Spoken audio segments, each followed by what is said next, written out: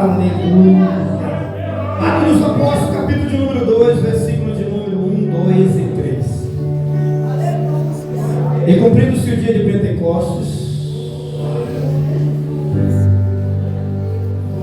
estavam todos reunidos no mesmo lugar. E veio de repente do céu um som, como um vento impetuoso, encheu toda a casa em que eles estavam sentados.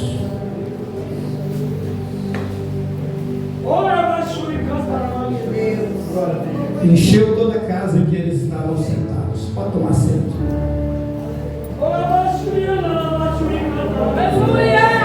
Isso. Vamos pôr para fora o que ele colocou dentro. Isso é bom demais.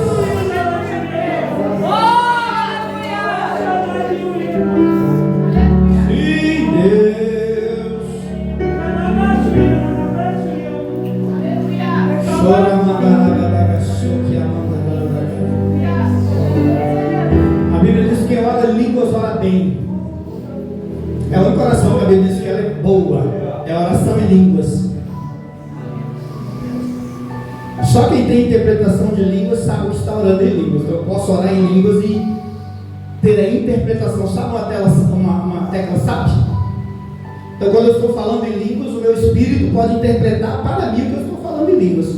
Então eu posso orar em línguas, conversando com Deus. Posso ouvir Deus falando comigo enquanto estou falando em línguas. Por isso a Bíblia diz que quem ora em línguas, ora bem. Se você não tem esse dom, ou desfruta dele, o dom de falar em línguas, eu quero te dizer que ele está à sua disposição, te esperando. E como que eu recebo isso, pastor? Crendo, querendo e pedindo ao Senhor, pedindo ao Espírito Santo. Espírito Santo, quer falar a linguagem do céu, a língua dos céus. O Senhor deu dom aos homens. Eu quero esse dom de falar em línguas. Queridos, hoje é uma manhã de primícias e nós vamos continuar o que nós temos feito nas primícias, falando do reino. A minha última ministração aqui foi uma pergunta de Jesus para a igreja: quem eu sou para você? Quem esteve aqui naquele dia da pregação? Levanta a mão, deixa eu ver. Isso, quem eu sou para você? Foi a pergunta de Jesus. Foi o que Jesus fez. Ele perguntou sobre isso. Porque no Brasil, Jesus ele tem vários significados. Você sabia que no Brasil, pelo IBGE, aquele pessoal que faz um censo, vai perguntando de casa em casa, qual a sua religião? Para esse povo, cristão no Brasil nós temos cristãos católicos, apostólico romano, nós temos cristãos espíritas, nós temos cristãos que praticam o candomblé. Então são vários tipos de cristão. E o Cristo, ele quis saber dos seus discípulos, daqueles que estavam junto com ele, caminhando já há alguns anos, ficaram 3 anos caminhando junto com ele, aprendendo dele. Ele quis saber desses discípulos. Ele ouvia muita coisa. Para Deus não importa muito o que o povo lá fora está dizendo sobre ele. Tem gente que diz: eu não acredito em Deus. Porque se Deus fosse bom, por que tanta coisa ruim no mundo? Ok, direito do ser humano. Deus é tão bom que deixa a gente pensar o que quer. Então, Deus não se preocupa com essas coisas. Quem se preocupa somos nós. Às vezes nós queremos, nos preocupamos até mais que Deus, né? Tem gente que Deus com sopro poderia converter. A gente quer converter no chicote, na força. Não, deixa. No tempo de Deus tudo é perfeito. Então diziam muitas coisas. Jesus está ali pregando, senão diziam muitas coisas. Então, se lá fora acham que Jesus é um profeta, é um homem poderoso, ok. Mas ele perguntou para quem vinha na presença dele, que estavam mais perto ainda, não a multidão, mas os seus discípulos, os seguidores. Traduzindo nessa manhã, você que está aqui nessa manhã. Então ele perguntou assim. Primeiro ele disse: o que o povo lá fora está dizendo sobre mim? Quem é que o povo disse que eu sou? E aí alguns disseram assim, dos discípulos que estavam com ele, dos 12. Alguém disse: dizem que o senhor é um grande profeta. Ele falou, dizem que o senhor é um grande profeta. Aí o outro saiu e disse assim, olha, dizem que o senhor também é o Elias que havia de vir, que é uma promessa de que nos últimos dias o senhor levantaria o espírito de Elias. Então alguns dizem que o senhor é o Elias que havia de vir. Ele falou, muito bem. E vocês? Vocês que estão aqui toda quarta-feira, vocês que estão aqui todo domingo, quem eu sou para vocês? Para ele é isso que importa. Não é o que o mundo está dizendo a respeito dele, é o que você está dizendo a respeito de Cristo. Porque um cristão que não sabe quem é Cristo, ele é um difamador do Evangelho. Um cristão que não sabe quem é Cristo, ele é um difamador do Evangelho. Por quê? Porque ele vai apresentar um Evangelho fraco.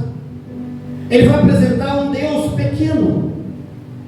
Ele não vai apresentar Cristo como Cristo é. Então é importante para Cristo que o cristão saiba quem ele é. Porque eu falei a semana passada, quando você sabe quem Cristo é, você sabe quem você é nele. Uma igreja forte é uma igreja que sabe quem Cristo é e quem você é em Cristo. Isso faz toda uma diferença. Então nós falamos do Cristo da manjedoura na ministração passada, só refrisando.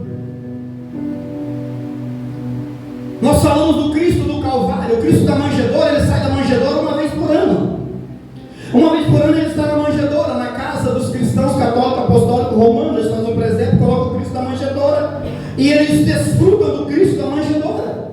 Faz um presépio onde o Cristo da manjedoura nasceu e eles desfrutam disso. Traz amigos para ver o Cristo da manjedoura. Mas aí nós temos um outro tipo de cristão que tem o Cristo crucificado. Então eles têm um crucifixo na sua empresa, na sua casa, na cabeceira da sua cama, tem um Cristo.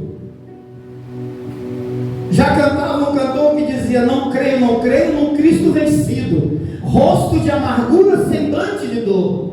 Eu creio num Cristo de rosto alegre. Eu creio num Cristo que é mais do que vencedor. Então tem aqueles que estão olhando para um Cristo, estão igual a ele, magricelinho, semblante triste, pregado numa cruz. Aí Jesus perguntou para nós no último dia, e você que não estava tá aprendendo agora, estamos refrisando para você não ficar de fora boiando.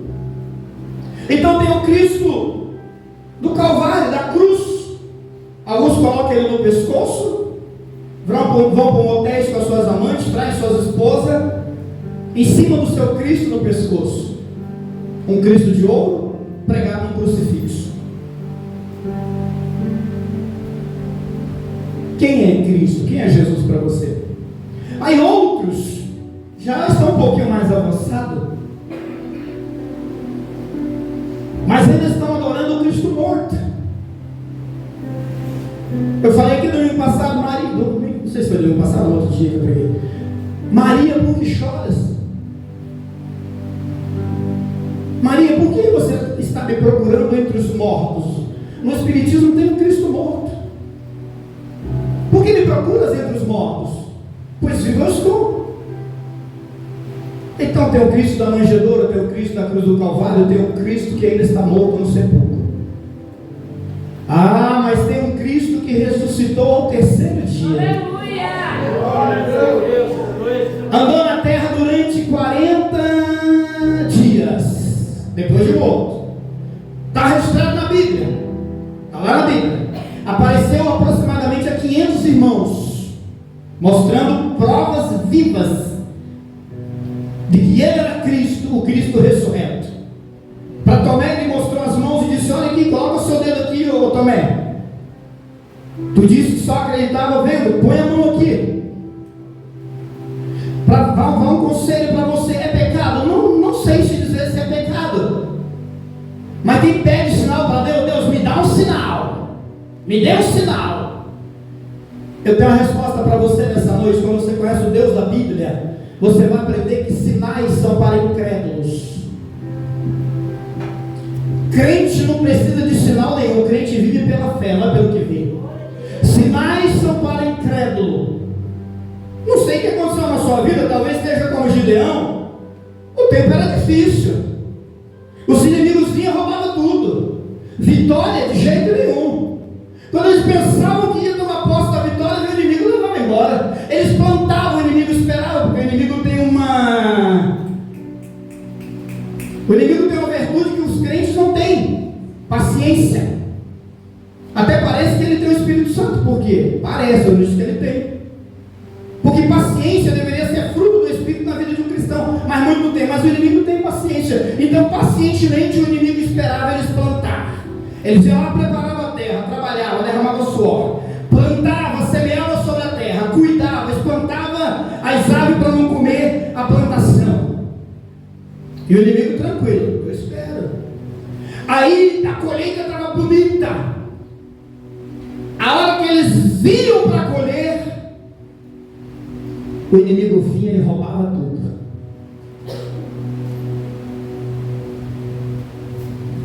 Quem não vive de circunstância, quem vive de palavra, quem conhece e sabe o Cristo que está servindo, não fica esperando os sinais. Sinais é para incrédulo. Então Gideão já está incrédulo. O anjo do Senhor aparece em Gideão. Hoje o Senhor vem e diz assim: Gideão, homem valoroso. Aí ele já parou e falou: não, isso não combina comigo. Como assim homem valoroso? Homem valoroso, o Senhor é contigo. Já estava na ponta da língua dele e disse assim: pera aí, ô grandão, se o Senhor é comigo, o que é que foi feito do Deus dos meus pais? O que Deus estava dizendo? Cadê o Deus que abriu o mar vermelho? A gente planta, colhe, o inimigo vem e leva tudo. Cadê esse Deus que não está nos defendendo? Cadê o Deus dos meus pais? Como que Deus é comigo se essas coisas me sobreveio? Sinais é para incrédulo. Está pedindo sinal? Deus, me dá um sinal. Não é? Está pedindo? Volta para a fé verdadeira, volta para a Bíblia. A palavra de Deus deve guiar a sua vida. Gideão estava incrédulo. Se eu sou homem valoroso, o que é isso? Se eu vou derrotar todos esses inimigos, por que não está acontecendo nada? Só derrota, só tem provado amargura. Por isso, um cristão que não conhece o Cristo que está servindo é o difamador do Evangelho. Em vez de ele pregar um Evangelho de boas novas, ele está pregando um Evangelho de más notícias, de coisa ruim. Então, aonde é que Gideão estava incrédulo? Ah, tá bom, a Deus é comigo? É, então eu preciso de sinal, eu preciso de ver para crer. Aleluia. Tomé disse a mesma coisa: Jesus recitou, eu preciso ver para crer. Se eu tocar na ferida dele, eu acredito. Gideão disse: eu preciso de sinais para crer. Sinais é para incrédulo. Está perdendo a fé? Está precisando de sinal? Deus, me dá um sonho, me mostra um sonho. Às vezes Deus não vai responder por sinais. Às vezes Ele responde, porque Ele entende aí. Tem um negócio que é só de Deus, é coisa que eu não entendo, mas Ele entende. Aí Deus falou: tá bom, Gideão, seu incrédulo, beleza, o que você quer? Eu vou pôr no orvalho da noite um tucho de algodão. Eu vou pôr lá fora. E eu sei que com o sereno da noite vai molhar. E eu quero em volta sequinho. E só o algodão molhado. Isso é um sinal, eu vou saber: não, Deus está comigo. Deus está apontando o caminho. E Gideão vai lá e realmente está como ele pediu. A fé dele já, ó. Se Jesus está ali e fala: é. Feliz vai ser o Enéas, que vai estar lá em 2025 e não vai precisar de sinal para crer em mim, não. Eu vou falar e ele vai acreditar, ponto. Aleluia! Feliz vai ser ele, mas tá bom, você é incrédulo, deixa eu te ajudar então. O que mais você quer? Agora, não, peraí. Tá, o senhor deu uma aquecida aqui, mas eu vou fazer ao contrário agora. Agora a terra em volta fica molhada e o chumaço de algodão, não sei se essa palavra, mas ela fica sequinho. Aí Deus faz. Deus dá ordem ao sereno. Diz: sereno, pois não, Senhor. O incrédulo não acredita, mas tu acredita no que eu falo. Acredita, Senhor. Então me obedeça. Tá bom, porque só obedece quem crê. Quem não crê, desobedece. Quem não crê não está nem aí. Quem não crê, meu irmão, não pensa homem que receberá algo do Senhor. Tiago disse: será como as ondas do mar. Ora está lá em cima, ora está cá embaixo. Ora está lá em cima, ora está cá embaixo. É o que duvida, o que não crê. Sereno, tu crê na minha palavra? Eu creio, Senhor. Então me obedece aqui, ó. O incrédulo diz que precisa que a terra fique molhada, mas o algodão não. Aí o sereno vinha caindo do céu. O céu chegava perto do algodão, obedecia a Deus, abria para lá, caía só na terra. Outra vez vinha: vamos molhar a terra agora, Deus? Não, o incrédulo quer saber, agora é o algodão que tem que molhar. Aí o sereno vinha e falava assim: ó, só no algodão agora.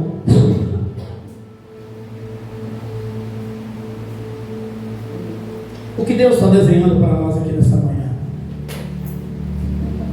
Deus está dizendo aqui para nós que talvez a gente não conheça Deus verdadeiramente. Talvez a gente conheça uma religião, uma prática. Por que a gente vai fazendo coisas que nos foram ensinadas e que nem para Deus mais tem valor? Você sabia que o povo de Deus, eles ficaram mais de 400 anos adorando a Deus sem Deus estar ali para receber adoração? Em Malaquias, Deus disse: olha, não dá para andar com vocês não entendem, não tem como. Até o burro, eu falo com o burro, ele obedece, ele entende, não é incrédulo. Eu falo com o jumento, jumento, eu falo com ele obedece, não é incrédulo. Mas o meu povo não me entende. Eu falo uma coisa, meu povo entende outra. O meu povo não me entende. Então eu não vou andar mais com você, não. Eu estou me retirando. Deus se retirou. Malaquias, Deus se retirou. Aí o povo de Deus disse: não tem problema, Senhor. A gente sabe fazer culto sem o Senhor. A gente sabe fazer adoração sem o Senhor. A gente não precisa disso. Nós vamos continuar. E eles continuaram. Festa das primícias, festa do Pentecoste. Todas as festas da Bíblia eles continuaram fazendo. Traz cordeiro, oferece no altar. Mas quem estava recebendo se Deus não estava mais lá? Eles mesmos recebiam o dinheiro, recebiam a oferta, recebiam o sacrifício, eles mesmos recebiam, mas Deus não estava mais lá. O que Deus está falando conosco nessa manhã? Quem sou eu para você? Quem Cristo é para você?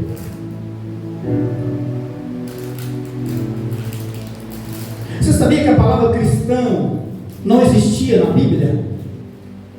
Você sabia que a palavra crente ou cristão, a palavra cristão, né? Crente já...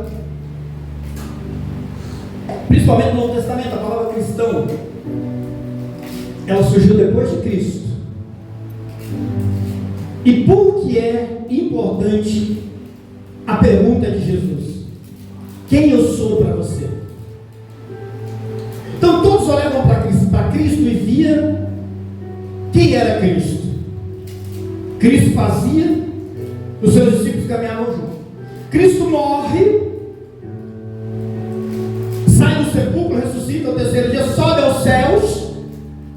Ainda me falta falar desse Cristo glorioso que está no trono agora, sentado no trono. Nós falamos outro dia, está no trono assentado. Ok? Ele completa o sacrifício, ele faz o completo. Mas o povo continuava sem Deus e agora sem Cristo, porque rejeitaram também a Cristo. E hoje, pastor, hoje ainda continuam. Eles continuam entrando nas suas sinagogas, que viraram sinagogas de Satanás, diz a Bíblia, fazendo os seus cultos, trazendo as suas ofertas, não mais o sacrifício de animais, mas vão voltar a fazer ainda. Porque é isso que acontece quando nós multiplicamos o que não entendemos. Nós já falamos aqui na reunião de obreiros, no curso de obreiros nós estamos ensinando para a igreja. Quem multiplica o que não entende, multiplica a ignorância. Pastor, é possível fazer um culto para Deus sem Deus estar assim? Alguém que bate na porta, pergunta para a igreja nessa manhã: está do lado de dentro ou do lado de fora? Eis que estou à porta e bato. Estou de lado de dentro ou do lado de fora? Força, estou do lado de dentro ou do lado de fora? Então onde está Cristo quando bate lá em Apocalipse e diz: eis que estou à porta e bato. Se alguém ouvir a minha voz e abrir a porta, eu entrarei e cearei com ele e ele comigo.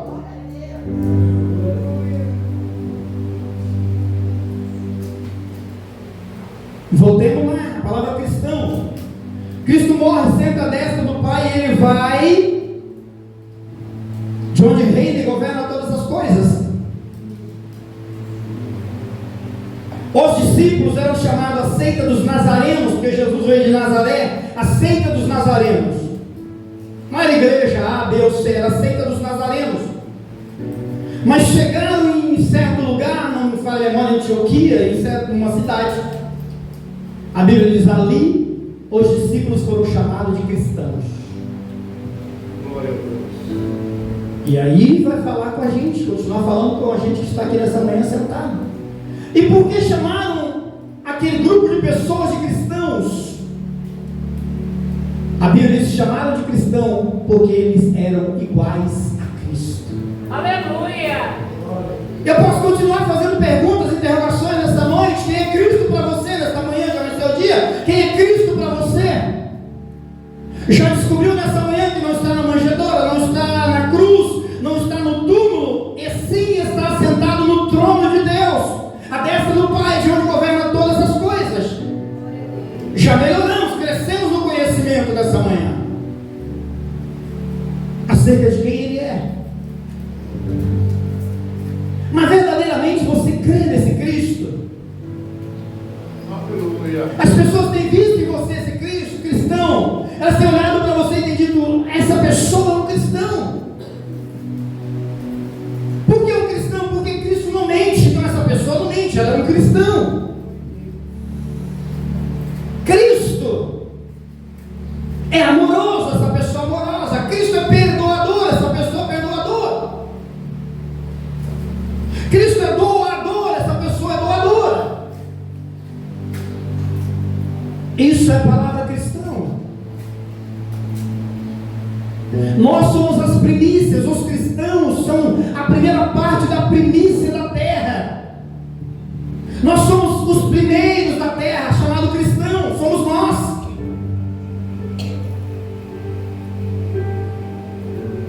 O Atos 2 que eu acabei de ler, e que eu vou me aprofundar em poucos minutos agora para finalizar. O Espírito Santo, ele deixou um céu de glória, assim como Cristo. Agora que você já sabe quem Cristo é, você vai descobrir quem você é nele. Quando a mentira vir na tua boca, tu vai dizer: não, não, não, nele eu não sou mentiroso, eu posso estar mentiroso. Você já se viu em situações que você foi obrigado praticamente a mentir, quando você viu já saiu da boca a mentira? Até parece que não combina o que o altar está dizendo nessa manhã. Olhando assim, parece que nenhum de vocês mente.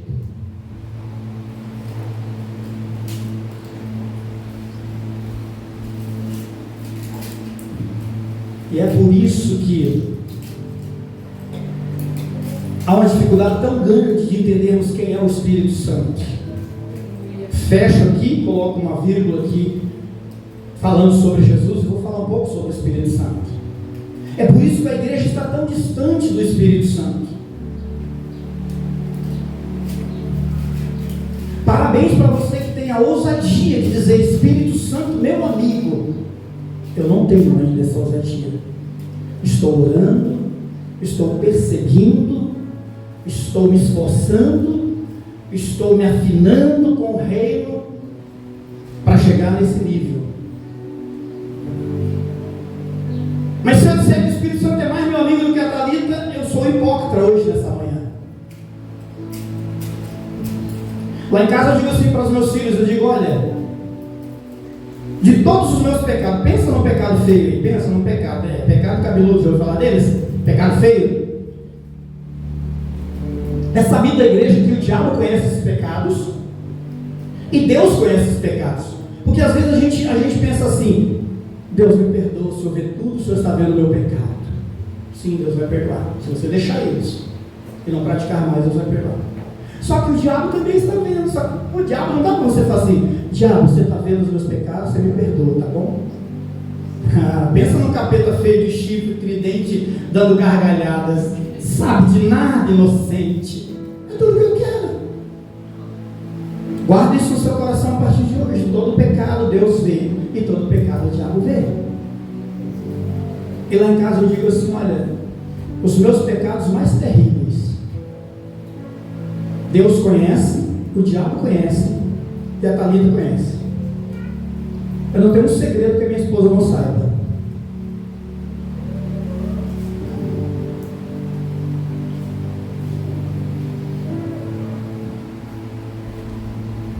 Então a amizade que eu tenho com a minha esposa, a cumplicidade que eu tenho com ela,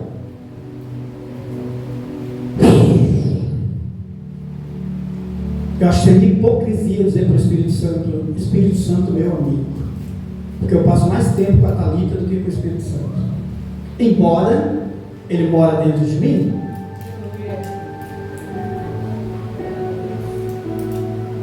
Na casa que você mora, você tem intimidade com todos que estão lá na sua casa? Você é íntimo de todos que estão lá? Entenda o que eu estou dizendo, não deixe o diabo distorcer os seus pensamentos. Entenda o que eu estou dizendo. Eu quero crer que a sua mente é a mente de Cristo, e ela está sendo trabalhada agora, a mente de Cristo em você. Entenda o que eu estou te dizendo, porque você mora junto, porque você é casada com seu marido, vocês são íntimos. Ou você é casado com seu marido e mora com um estranho. Você é casado com a sua esposa, vocês são íntimos? Ou você é casado com a sua esposa e você é um estranho? Você é casado com a sua esposa, ela conhece todos os seus segredos? Ou você é casado com a sua esposa e ela nem sabe o tintim da sua vida? Ou você é casado com o seu esposo e ele conhece todos os seus segredos? Ou você é casado com o seu esposo e tem segredos cabeludos escondidos no seu coração? Então não vamos ser hipócritas de dizer: não, o Espírito Santo mora em mim. Ele mora em você, mas tem intimidade contigo? Você tem intimidade com ele? Você é amigo dele? Quanto tempo você gasta com ele? Quanto tempo você fala com ele, anda com ele, respira com ele? Glória a Deus. Ser religioso não tem nada a ver com ser amigo do Espírito Santo, com ser amigo de Deus. É fácil pegar esse microfone e dizer assim: Espírito Santo, meu amigo, venha. Senhor Deus, meu amigo. Teve muita gente no Antigo Testamento que até teve a ousadia de dizer que era amigo de Deus, mas você vai achar um ou dois que Deus disse: meu amigo. Chamar o Espírito Santo de amigo é fácil, agora o Espírito Santo te chamar de amigo é diferente. Então saber quem Deus é importantíssimo, saber quem Jesus é mais ainda, mas saber quem o Espírito Santo é fundamental para os nossos dias. É questão de sobrevivência para os nossos dias. Ou você acha que um crente com comunhão com o Espírito Santo, que a paz do nosso Senhor Deus, a comunhão do Espírito Santo esteja com todos? Você acha que quem tem comunhão com o Espírito Santo mente? Quem tem comunhão com o Espírito Santo não consegue perdoar o irmão da igreja? Não consegue perdoar a família, um marido, uma esposa, um filho, um ente querido? Não consegue perdoar? Ah, as feridas foram muito grandes. Não é disso que Deus está falando, de feridas. Deus está falando de intimidade e de perdão. Cada coisa no seu lugar. Agora a pergunta para essa semana que entra mudou. É o Espírito Santo perguntando: quem eu sou para você? Porque na força do hábito você pode dizer: Espírito Santo, meu amigo. Aí ele muda a pergunta: verdadeiramente tu és meu amigo? Porque ele pode ser o seu amigo, mas você é? Não é difícil fazer uma enquete aqui com a igreja: quantos amigos você tem? E as pessoas aqui que estão aqui nessa manhã vão dizer assim: vixe, amigo, acho que não cabe na minha mão esquerda os amigos que eu tenho. Cara, se na terra a gente não tem capacidade de fazer amizade, Porque a maior parte da igreja não vê o Espírito Santo. Como é que eu vou ser amigo de quem eu não ouço a voz? A maior parte da igreja não ouve a voz do Espírito. E a maior parte da igreja nunca sentiu o cheiro dele. Não sabe qual que é o aroma dele.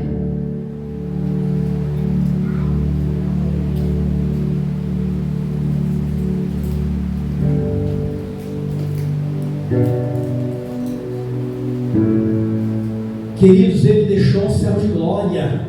Ele deixou o lugar da perfeição. Ele sabe, ele andou lá nas ruas de ouros e de cristais. Lá não tinha maldade. Hoje, ele é obrigado a ver coisas que ele não gostaria de ver, mas ele precisa ver, porque nós vemos, ele vê através dos nossos olhos. Então os nossos olhos veem coisas que ele não quer ver. Os nossos ouvidos ouvem coisas que ele não quer ouvir. O nosso corpo faz coisas que ele não quer fazer, mas é obrigado a ser participante conosco.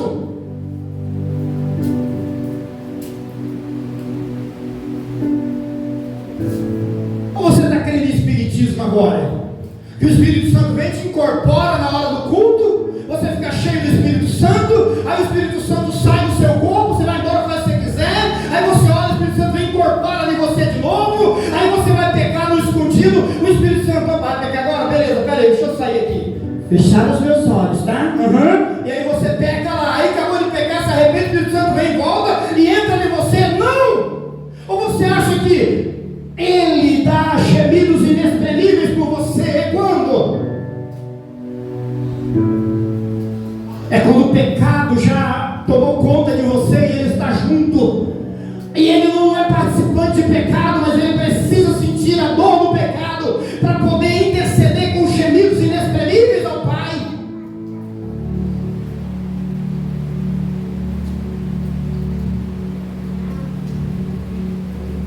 Eu não consigo entender.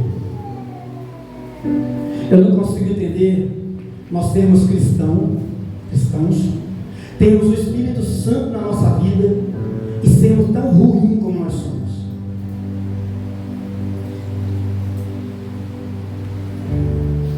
Eu sou ruim, irmãos. Eu estava no mercado fazendo um biquinho lá, meu chefe, meu patrão falou, ó, passa lá dentro do açougue, pode passar por dentro do açougue, vai lá e pesa esse produto aqui para mim. Chegou um agricultor, fui com ele 5 caixas de chuchu para pesar, passei dentro do açougue.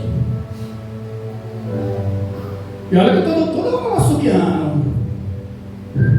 Só louvor. O pessoal passou, meu irmão, que maravilha, bateu. Tem aqueles crentes já, meu pastor de 4 anos que eu fiquei com ele, ele falava assim, aleluiados, crente aleluiado. Quem é os crentes aleluiados? Faz uma farra com aquele negocinho. Passou, aleluia. Só para dar para o Senhor no meio do público, o povo fazer um trem desse. Mas tá nele fazer o que é isso aí, né? E eu estou lá subindo, e esse elogio todo. Aí tá, vou lá pesar. O patrão pediu, peguei as caixas de chuchu, atravessei com um cidadão que veio vender o chuchu, para ele ver o quanto vai pesar o chuchu dele. Passamos dentro do açougue. Fomos lá, pesei e estou voltando. Aí um açougueiro, o capeta, foi lá no vídeo dele. Aí ele falou assim: meu irmão, pode ficar passando aqui não. Passando aqui no carrinho, não sei o quê. Isso aqui tem que ir lá por fora, lá, pelo outro portão e pesar por lá. Meu irmão, vai reclamar o chefe, ele que mandou fazer isso aí. E saí assim, mas deu aquela vontade de avançar nele.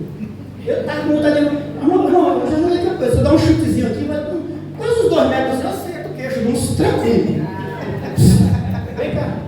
Não, você duvidou, vem aqui. Vem agora aqui. Ficou vermelho, né? Pastor, ele tem que pular um pouquinho mais para acertar, né? 3 metros quase. Mas deu vontade de avançar nele, meu irmão. Sempre fez vontade de avançar.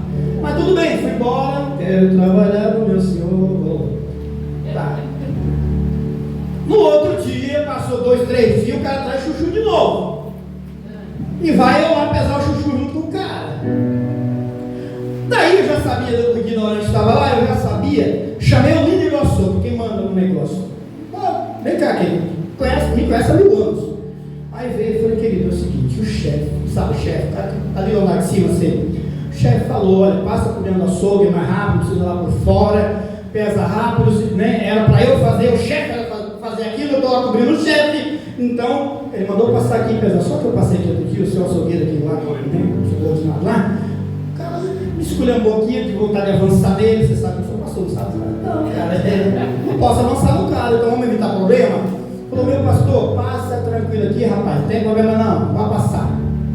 Vou eu lá, peso o negócio, o cara vai conversando comigo. Vou eu lá, peso o negócio, estou voltando. O capeta de novo. E pior que ele não precisava nem fazer esforço, era só assim, ó. Pequenininho, não dá nem ver a perna direita, no queixo. O cara de novo. Pô, já não falei, não pode passar aqui não, pô, acabamos de limpar aqui, seja tudo, não sei o quê. Parei, dei uma respirada, olhei para ele e falei, meu irmão, primeiro, fala com o chefe para lá em cima sentado na mesa. Segundo, fala com o seu líder que está aqui, que ele autorizou a passar. E aí, para de mexer a paciência. Fui embora, fui lá receber o dinheiro do chefe para pagar o homem. Aí eu falei, chefe, aconteceu 3 vezes já, não falei nada pro senhor, vou falar agora que daí o senhor resolve isso aí. Se o senhor falar que é pelo portão que passa, eu cumpro ordem, eu falei pro cara, eu cumpro ordem, meu irmão, meu chefe mandou para mim. Tá, eu falei, se o senhor falar que é para ir lá pelo portão, eu vou pelo portão, pronto, acabou e não tem problema. Mas o senhor disse que é para passar por dentro, então quando o senhor estiver mandando, eu vou passar por lá. Só que o senhor sabe, eu já brinquei de artes marciais, o cara lá, então, sinceramente, eu não posso bater nele, né? Eu não quero brigar com esse cara não, então vê o que o senhor faz.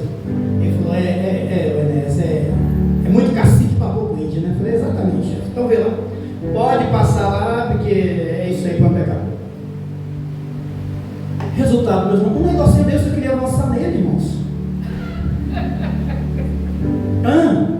Então o que eu estou pregando para você, eu estou lutando para viver. Eu luto todo dia contra o pecado. O pecado é saboroso, tem sabor de mel. É sabor de mel. Você pensa que aquela de Sansão, o Espírito Santo, acabou o tempo. O Espírito Santo, que tanto era assim com Sansão, teve que se retirar da vida dele. Por que será que foi? O problema foi o mel, o doce do mel, que estava dentro do leão morto, que ele não podia tocar em nada morto. Ele vai pegar o mel para comer algo doce daquilo que é mal. É assim que a gente tem vivido. Nós temos o Espírito Santo que é doce, mas nós queremos misturar com a coisa morta, com as coisas podres. Não vai dar certo. Uma hora dessa ele vai ter que ir embora, ele vai ter que se retirar. E dura coisa essa é como Sansão. A Bíblia diz, Sansão não sabia que o Espírito de Deus tinha se retirado dele. Dura coisa é isso, meu irmão. É chegar um momento que você, cadê o cheiro? Não vai mais, cadê a presença? Não tem mais. Aí o louvor não tem mais, aí tem que ser na força do braço, não vai. Por quê? Porque ele se retirou, ele foi embora. Então eu lanço um desafio aqui para você para essa semana, né? Chega perto do Senhor. Salmo 51:10, a pastora citou aqui na retaguarda. Não me expulse da tua presença, nem retire de mim o teu Santo Espírito. Quando Davi fez essa oração, irmão, sabe quando? Quando ele tinha adulterado com a mulher, engravidado ela, matado o marido dela. A morte estava apavorando Davi, e ele faz essa oração, uma oração linda, mas foi em tempo de dor, em tempo de pecado e podridão. Porque Davi sabia que um homem, sem o Espírito Santo de Deus, ele sabia, Senhor, eu posso ficar sem a minha coroa como rei, eu posso perder o meu reinado, mas eu não posso perder a tua presença, o teu Espírito Santo. Não me expulse da tua presença e nem retires de mim o teu Espírito Santo. Se coloque em pé em nome de Jesus.